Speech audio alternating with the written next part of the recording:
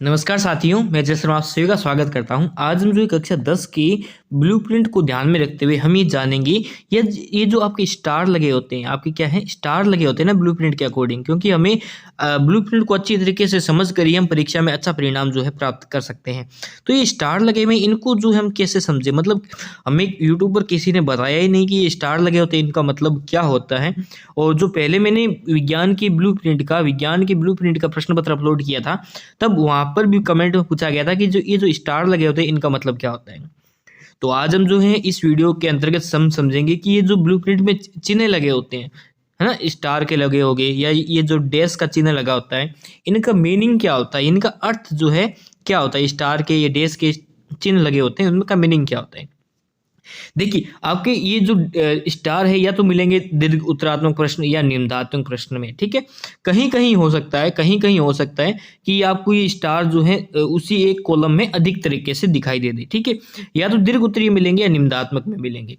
देखिए, ये जो कौशल का जो कॉलम जो आपको दिखाई देता है ना, ज्ञान, अवबोध, ज्ञानोपयोग और कौशल का, ये इस कौशल के अंदर भी आपको जो है स्टार दिखाई देते हैं। इनका मीनिंग थोड़ा सा अलग होता है और ज्ञान, अवबोध और ज्ञानोपयोग में इनका मीनिंग सेम होता है।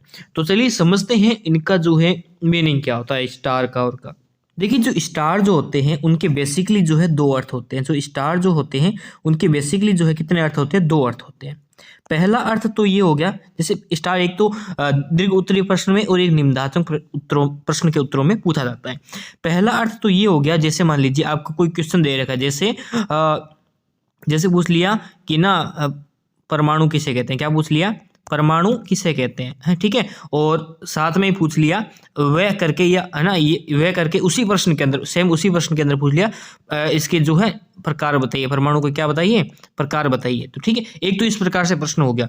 दूसरा प्रश्न ये होता है, क्रिया जो है, इक्वेशन जो है, अभिक्रियाएं जो है, अभिक्रिया क्या है बताइए, ठीक है। उसी के अंदर आपको एक नंबर पॉइंट दे दिया कि संयोजन अभिक्रिया के बारे में बताओ, संयोजन अभिक्रिया के बारे में अलग से बताओ। 2 नंबर पॉइंट दे के पूछ लिया आपसे कि वियोजन अभिक्रिया के बारे में बताओ। 3 नंबर पॉइंट दे के आपसे पूछ लिया कि रासायनिक अभिक्रिया से आप क्या समझते हैं। और 4 नंबर पॉइंट दे के देख लिया से अभिक्रियाएं क्या होती है। इस प्रकार से प्रश्न पूछ लिया। तो ये जो प्रश्न है ये अधिकांशतः जो है निम्नात्मक प्रश्नों में पूछे जाते हैं। किस में पूछे जाते हैं, निम्नात्मक में ये जो आपसे पूछे जाते हैं, ठीक है। और अगर मान लीजिए ये प्रश्न इस प्रकार के निम्नात्मक पूछे जाते हैं और आपसे पूछ लिया जाए, दूसरा टाइप ये है इसका कि ये जैसे मान लीजिए स्टार दे दिया किसी प्रश्न में, जैसे मान लीजिए एक प्रश्न है 2 नंबर का है और उसको कोष्टक में डैश दे दिया, ठीक है, डैश दे दिया और इस पे स्टार लगा दिया, क्या लगा दिया, इस पे स्टार लगा दिया। तो इसका मीनिंग क्या होता है वो समझते हैं। इसका मीनिंग ये हो गया कि प्रश्न तो आपसे पूछा जाएगा, है 2 नंबर का प्रश्न पूछा जाएगा, है ना, प्रश्न तो डैश दे दिया लेकिन होगा 2 नंबर का। तो इसका ये हो गया कि जैसे मान लीजिए प्रश्न दे दिया कोई, ये 16वां प्रश्न है, 16वां प्रश्न किस प्रकार से पूछा जाएगा, 16वां प्रश्न ऐसे पूछा जाएगा कि ना कि होगा कितने नंबर का, 2 नंबर का। तो इसके अंदर या तो 2 पॉइंट दे देगा, 1 पॉइंट, ये 1 पॉइंट और 2 पॉइंट, या तो 2 पॉइंट दे देगा, या इसके अंदर एक पूछ लिया जाएगा, कौशल वाला होता है ना, कौशल में होता है चित्र, क्या होता है, चित्र होता है। और उस चित्र में आपसे कोई चित्र पूछ लिया जाएगा, उसका नामांकन दे दिया जाएगा और कह दिया जाएगा जो चित्र जो है वो 1 नंबर का है और नामांकन उसका 1 नंबर का है।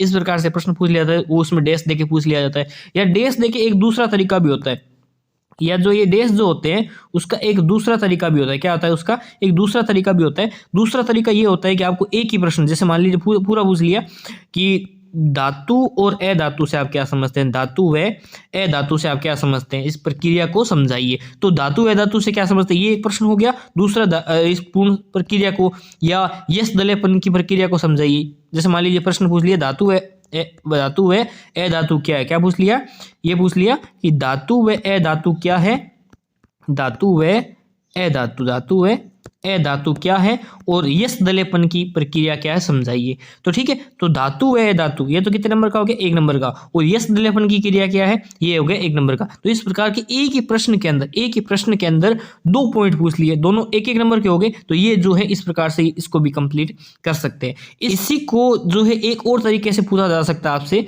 जैसे मान लीजिए कोई पार्ट है, एक लेसन है, के नियम से समझ ले लेते हैं, ठीक है। ओम के नियम में ये है कि एक समांतर क्रम संयोजन है, समांतर क्रम संयोजन को समझाइए, ठीक है, ये पूछ लिया। और उसी के अंदर जो है दूसरा पॉइंट देके आपसे पूछ लिया घरों में प्रयुक्त किए जाने वाले संयोजन को समझाइए। है ना, वो पूछ लिया जाए, या जो घरों में है कि ओम के नियम को समझाइए। तो इस प्रकार की जो प्रक्रिया है वो आपकी ब्लूप्रिंट के अकॉर्डिंग जो है आपसे पूछी जाती है। और अन्य कोई ब्लूप्रिंट में जो डाउट नहीं रह जाता, तो अब आपके जो सोल्व हो गया होगा, अब आपके जो है पूरा सोल्व हो गया होगा कि स्टार जो लगे हुए प्रश्न होते हैं वो किस प्रकार से आपसे परीक्षा में पूछे जाते हैं। तो आज तक के लिए इतना ही, अगली बार वीडियो में फिर से मिलते हैं।